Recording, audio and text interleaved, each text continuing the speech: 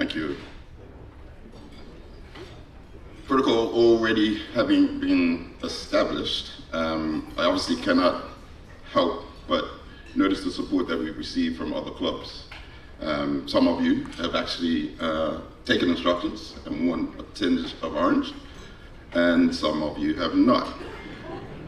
I recall several years ago, I attended a North Village Gala, a red tie affair, and of course the Devonshire Colts boys showed up with orange on.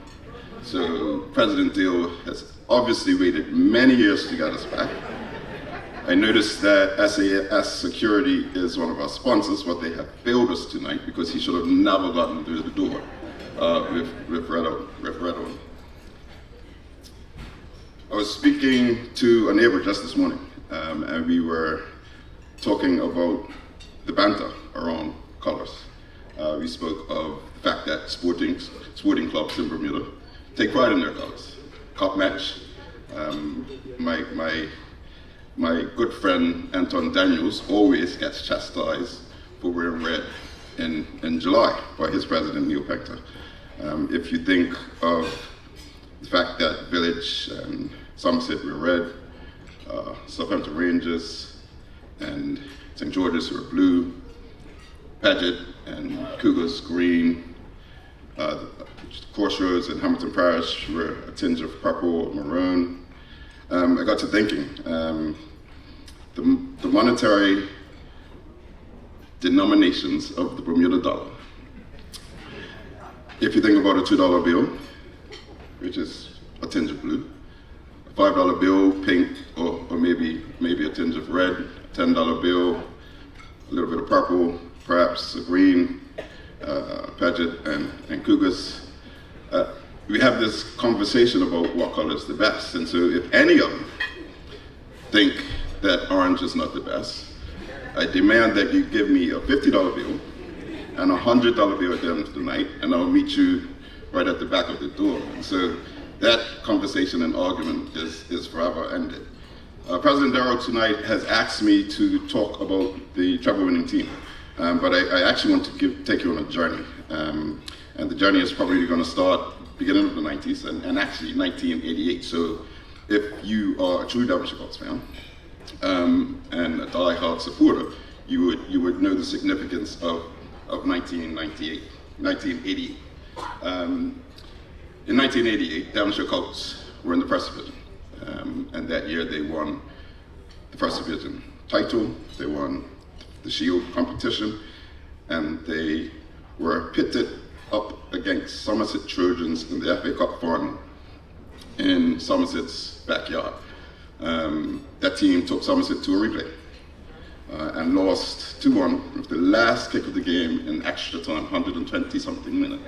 And their chance of making history evaporated. I was on the brink of making the team that year, but being around the players, you saw and felt the heartache of that 1988 defeat.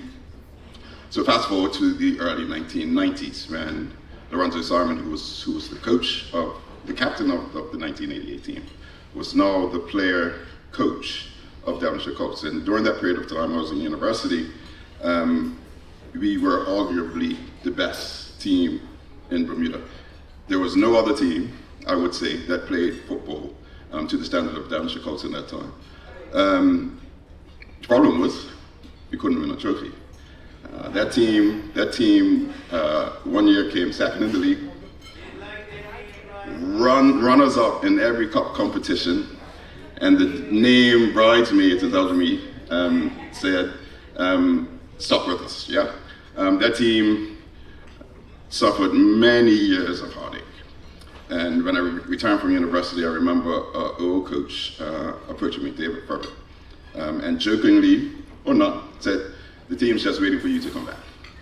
When you come back, we are going to win some trophies." So, fresh year, instilled into the team as a singer, returning from university, full of hope, we lost in the Friendship Cup final. Bridesmaids, once again. We came to the last game of the season, and we were in a relegation battle. So this team that had been playing the best football for the first part of the 1990s were now faced with the prospect of relegation against Somerset Trojans. Ironically, that was the very last game at Frog Lane.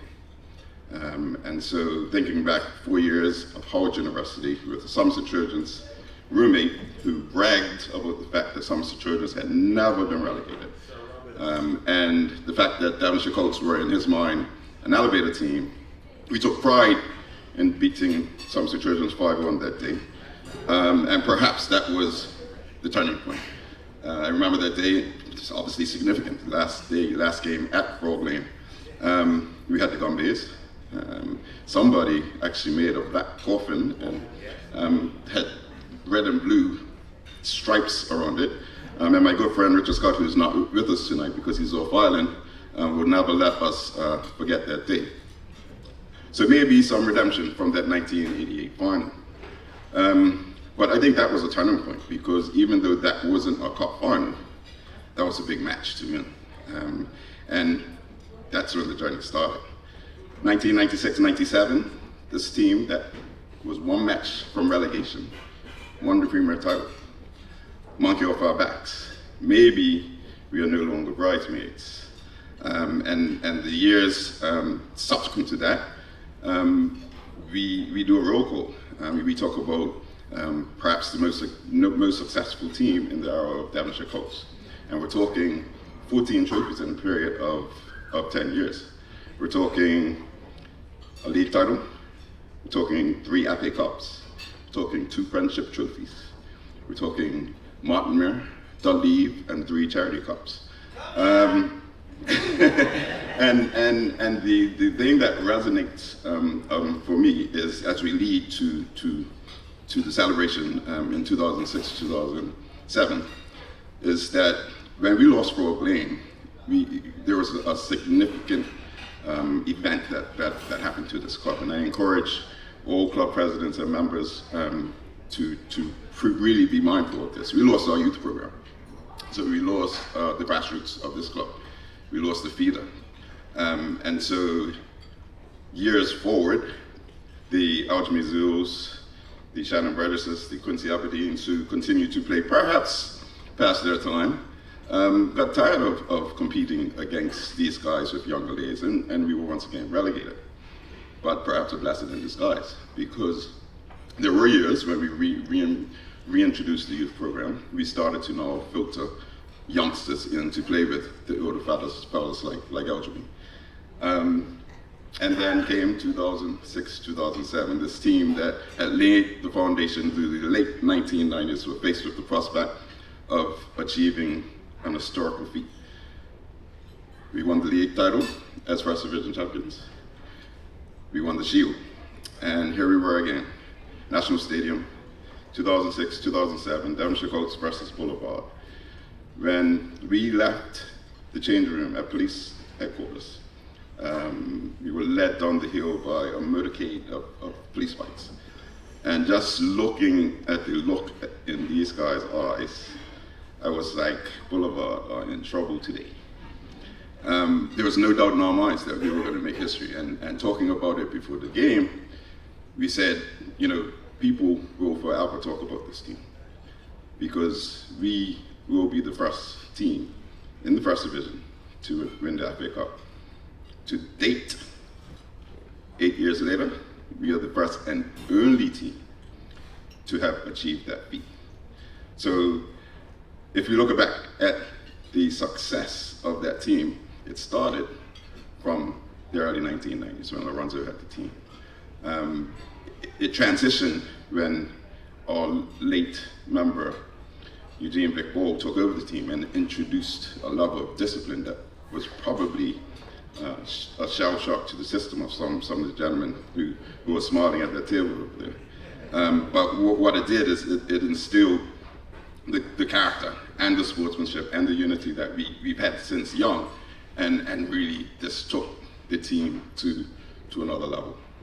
So that team, who will always be known as the first team to win the FA Cup as a First Division team, maybe the only team to win the Cup as a First Division team, should be acknowledged for that success. One of our coaches, or our coach, will be honored tonight, and deservingly so. But I leave you with the fact that every day we walk around with that sportsmanship, character, and unity in our chests. One aim, one destiny. We are DC.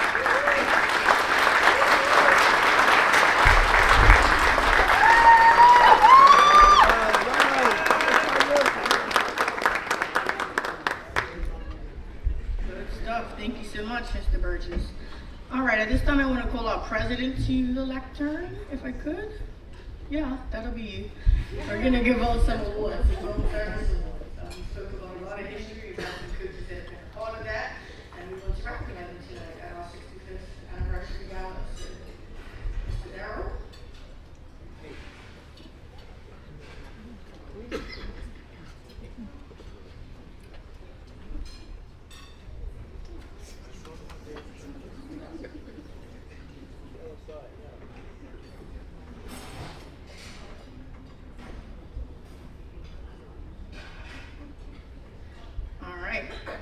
If you haven't already, please do get a raffle. They are $5 and they're for some great prizes.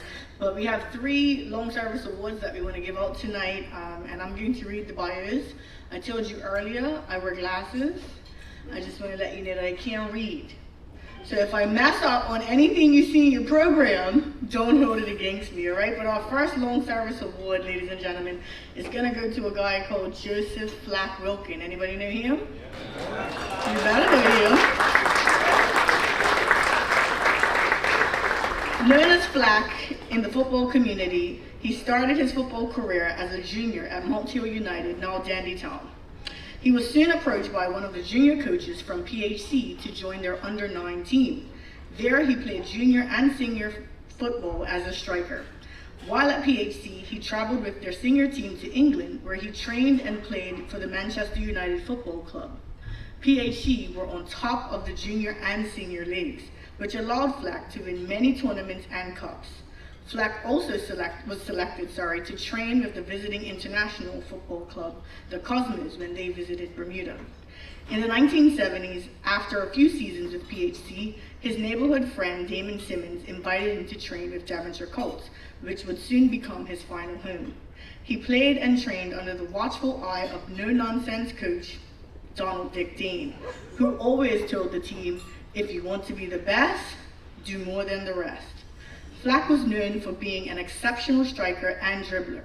His low center of gravity made it difficult to get the ball from him. He helped Devonshire Colts win many league games, tournaments, and cups.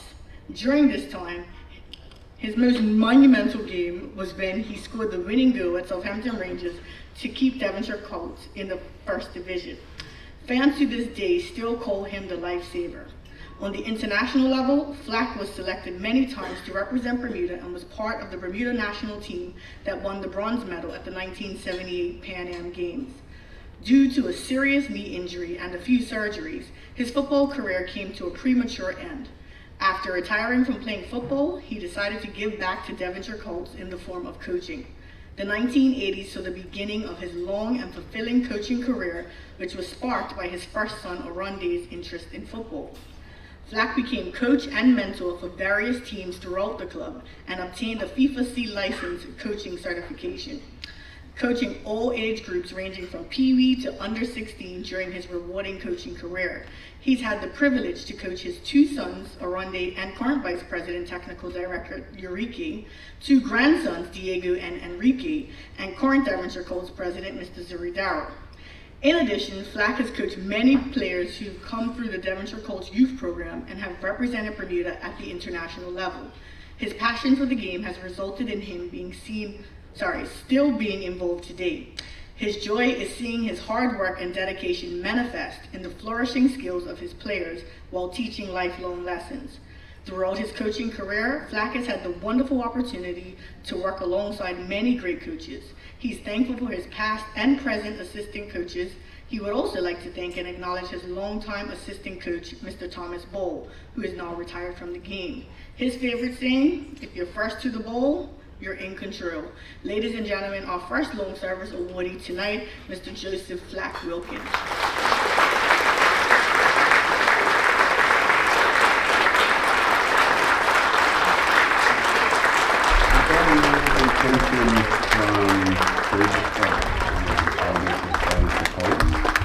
I came back from the CAC games. We won the national sport, and we won the bronze medal. And David says, "That's the end of you. Let's go, coach." And from that day on, watching videos and coaching and everything, and I just fell right in line with David coaching. And it was beautiful, to interact with the young kids and teachers.